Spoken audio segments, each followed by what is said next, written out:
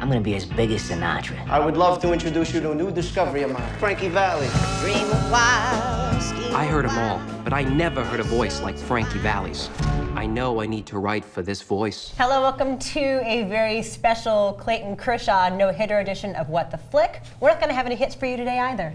I'm Christy, this is Ben, this is Matt, this is Alonso. So here's the deal in Jersey Boys. Ben Affleck and Jennifer Lopez are married, and then she dies, and he has to raise the kid on his own. Oh my God, that's a better movie, actually. I would rather see that again. Well, this is Clint Eastwood's origin story. No. It is. Well, it is, actually. This is what it is.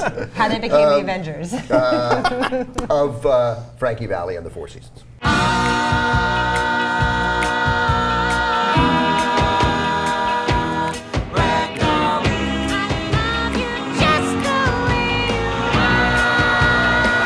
Find a name and a sound, and then we can make something happen.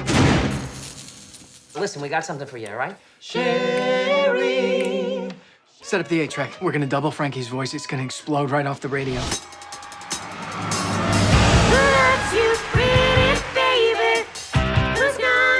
They asked her what was the high point. But four guys under a street lamp. First time we made that sound, our sound. That was the best. Ladies and gentlemen, Four Seasons! So what's so funny about this is that if you've seen Walk Hard, the Dewey Cox story, which I have so many times, it's like the cliche has come back onto itself, right? Kinda, yeah. There's a scene where they're all sitting around a piano, and Bob Guadio, the songwriter, has brought them a new song. They've all just met him for the first time.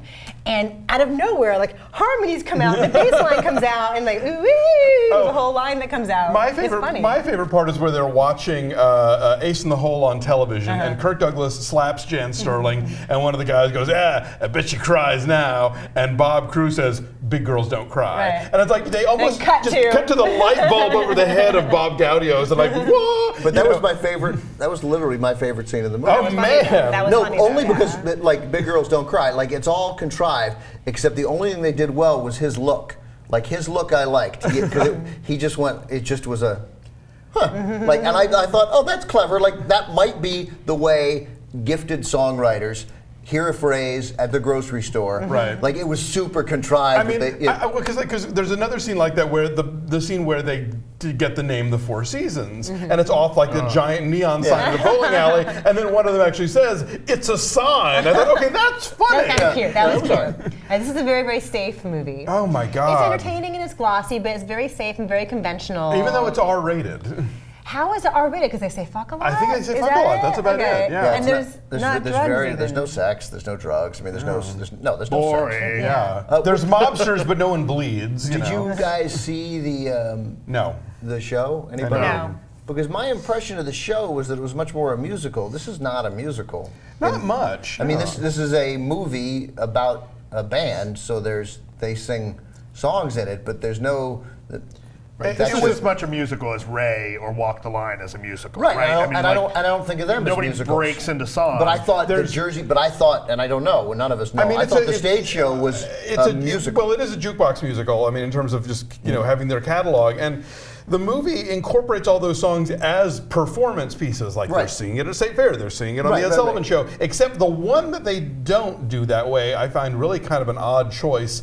The theme that develops for the fractured relationship between Frankie Valli and his daughter Francine, who he doesn't see enough, is My Eyes Adored You. Yeah, that's creepy. Which is weird, one, because it's a 70s song they put in the 60s and whatever, we can forgive that. But they leave in the "though I never laid a hand on you" line. Right. For a song from a father to his daughter. It's kind While of like, she's in bed. yeah, that's just weird, That's creepy, yeah. You either write around that, like Mamma Mia, he shovel was some he- lyrics around, or you pick another song. Was he singing it?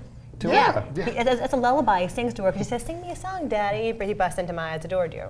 Which, and even if it had just been that scene, I'd be like, okay, well, that is a song of his. Well, but then when it comes up again, like later, it's like, okay, no, Involving her. that's meant to be their theme song. I will say only then that I am in a rare position here that I never thought I would be in. As a father with a daughter. Okay, all right. No. What's weird is that and I have such a wonderful singing voice, but I sing to her all the time, right? Poor and kid. and it's always like 2 out of every 3 songs, I'm 2/3 of the way through, and I'm like, oh, this is. It's like afternoon delight on Arrested Development. Totally. There's always a moment of like, Right, no. Ben's dropping the Humpty dance on his daughter. I'm like, I'm going to get it all out now when you're 15 months, you know what I'm saying? Because in a year, I cannot sing this to you anymore. Yeah. Baby Got Back is Right, not. yeah. But the whole thing with the daughters, I'm sorry, it's really emblematic of what this whole movie is like, right? So they get bogged down in the minutia of like contract talks and who's going to sign what, and then important stuff like he has a daughter and she can sing. Like, who knew? Right. They don't And the mention whole it thing at about all. her wanting to be a singer comes out of nowhere. Like, And it's- until he mentions that has never come up in this movie. And it's supposed to be important. Like, it's Right. not just Like, like it it's a thing binds we're them. supposed to. Right. It's supposed to matter to us. And how is it going to matter to us Right. if there was no possible way for us to know? The thing about this movie is, like, at the end of it, I just found myself thinking, why these guys? Right. Why? What is so interesting about them or their music? They mirrored this whole No. movie. I mean, yeah, the songs are great. They have some wonderful, catchy '60s pop songs.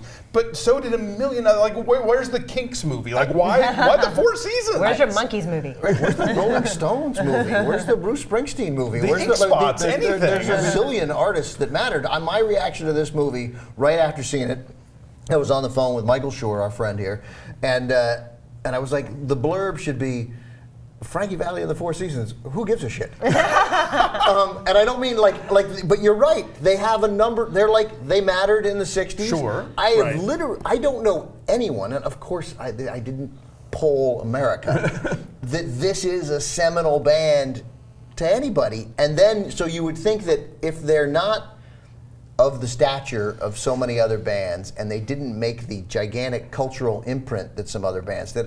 I did make fun of them, but I don't mean to. They're good, and they deserve all their credit. But then the story of how they came together must be gripping. It needs to be more fascinating, It needs to be exactly. fascinating to make us know, here's why you should care about these guys, Right. and nothing happened in the movie to make that I happen. found this movie to be really boring. Yeah, totally. I'm 2.5 hours, and you feel every second of it. I couldn't wait for it to be over because I just didn't give a shit. And there's only one See? bit in the movie that I felt that at all had anything to do with like the craft of making music. When they were talking about having trouble getting the single for "Can't Take My Eyes Off of You" released, and how that was a different song, and the guy pushes back and says, it's too slow to do this, it's too fast to do that, it's a mess. Like, I thought that was interesting, but the movie doesn't cover anything else for any of their music. It's also kind of in a vacuum, like as if there's no other pop music. Yeah, the '60s is going on all around them, and you never know it. We The know Four how you know it. The Seasons- facial hair changes on Bob Gaudio. But here's there the you thing, go. like the Four Seasons, like that was the one American band, one of the few American pop acts that had a #1 single while the Beatles were in their heyday. And The it Beatles, doesn't, the Rolling don't Stones, exist. Bob Never Dylan, mentioned. nobody's mentioned. mentioned. Like they only mention Elvis, Sinatra. right, Nobody right. mentions Elvis. Nobody Right, mentions right. anything that's going on in music. Like you get a little bit of the Shirelle. And there's no but that's Motown, it. right? There's Vietnam. I think that might have been happening around that right, time. civil Right, and rights. for Like, all- did their music appeal to black people know, at all? and- Was there? Yeah, there's even a reference to somebody thinking that they were a colored group because based on the way they sounded. But that's the last mention you hear about black people, except for like, there's one of those crowd scenes where there's like one black guy at their show, and I'm thinking, is he at that show? Right. Like in that era, are they? Is that not Right, a is that weird a- thing? or did that happen? Are It we might that be- integrated, or is this just a thing now, so it doesn't look like through our 21st century eyes? Whatever. I found this I'm movie sorry. to be shockingly half-assed from Clint Eastwood. Like the way the story gets told, like it starts out with the Tommy DeVito character saying, "Here's how the story really went," and then at one point the bassist says, "Well, actually," and it's almost there's kind of this Rashomon storytelling element. But only in the vaguest terms. That's what the show that is too. totally peters out. Yeah, but it never really goes anywhere. It would be interesting, and I don't know, at least in the show, I mean, again, I haven't seen the show. So the Broadway show, maybe they suddenly break out into song. This one doesn't do that. This one seems to want to treat it more realistically. But there's, kind of like the half-baked Rashomon element. There's no acknowledgement of anything else going on in pop music. There's no acknowledgement of the backstory with the daughter. this is all just like, oh yeah, it's kind of a half-baked showcase of the music. But it looks good. I was saying, I know you say it's half-assed from Clint Eastwood. It looks like fine. it's his usual DP, like from production design and costume and all the technical stuff. It looks really good. I like how they fade the color in a way to sort of make it look like an old postcard a lot of times. There's sometimes where it even looks like it's black and white almost, the way that they're lit and the way the color works. And then when the color pops, like they make that count. I like that. But you're right, the Rashomon thing, they kind of bring up the whole, everybody's got their different point of view and they talk to the talk to the camera about it. That's the tagline. But of the movie, everybody tells the story their own way. Exactly. Right, but the movie never actually does that. Yeah, Like it only you kind of. don't get really different perspectives. You just get them saying, I have a different perspective. And you don't have a sense of how long in the journey, how long they've been a group that things are actually going bad. Like you get a card at the beginning that says 1951, and then unless you kind of know the years of the Cadillacs that they're driving around, like you have no idea when those are happening, no idea. right? Yeah. Also, fundamentally, I don't get a great sense of what drove Frankie Valli, right? Or any of them. He had this like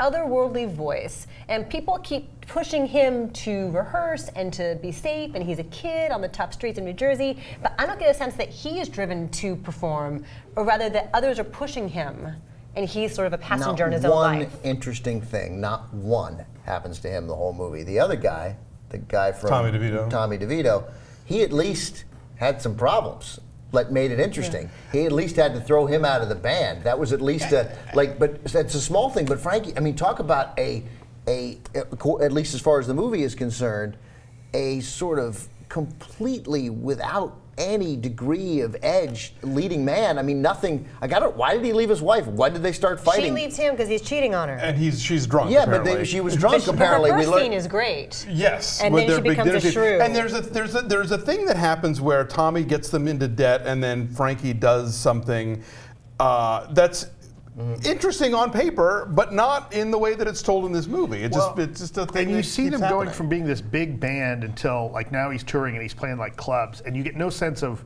why. Yeah. You get no sense of why suddenly. What single flopped? How much? When did they get rich? Like there was never a moment of we're staying in Fleabag motels and now hey look at this we're in Vegas and booking shows and we're big shots. It's just nothing fun, nothing interesting. They try and call it like, oh, these guys had mob ties, but then the mob, it's Christopher Walken as a mobster, so he's adorable. And he's a benevolent mobster. He's a Yeah. mobster who loves their music. And then the music, like. Who played what? Did it matter? Did these guys just harmonize? Is that a whole band? Are they really even playing? Did they have a back? Like there was nothing. There was never a moment about the music. Really, it's about the writer, right? Yeah, Bob Gaudio. And Bob Crew, him. Bob Crew, who wrote the lyrics, and actually the production of "Can't Take My Eyes Off You." If you listen to the actual song, it's a lot more dense and complicated and interesting than the cleaned up version you get in this movie. So even that is kind of giving it short shrift. I like the actor playing Bob Crew. I looked it up just now, Mike Doyle. He sort of rides this line between like being totally campy, femmy, and just being funny and wise ass. And he's one of the best. Just in the interest of full disclosure, I Please. don't want it to seem It's like time a to bad talk about review this. that I've given it. Let's talk about this. I auditioned for this movie. Reporter number one. I was not cast. I think you dodged a bullet. But I do remember at the audition there's a moment when they're inducted in the Rock and Roll Hall of Fame. It's a red carpet reporter. It's a nothing role. Oh, they gave it to a guy like who looked like he's 19 and with super red hair. But you're not bitter. But anyway, so the first question they ask me is, and I'm standing in front of them, and they go, "How tall are you?" Right? And I know it's for Clint Eastwood, right? And it's Jersey Boys, right? And they go, "How tall are you?" And I go, Tall enough. 6'4". And she goes, 6'4", writes that down. Like, so I was like, oh, well, they get me anyway. In here, you're 6'4". And then I read my line and never heard from them again. I think we'll all carry on. But I'm okay. But anyway, it's not very good. It's not interesting. Lucky for us, because it would have been really uncomfortable to shit all over this movie had you been in it. Ben's big place. Yeah, because this is no White House now. Yeah.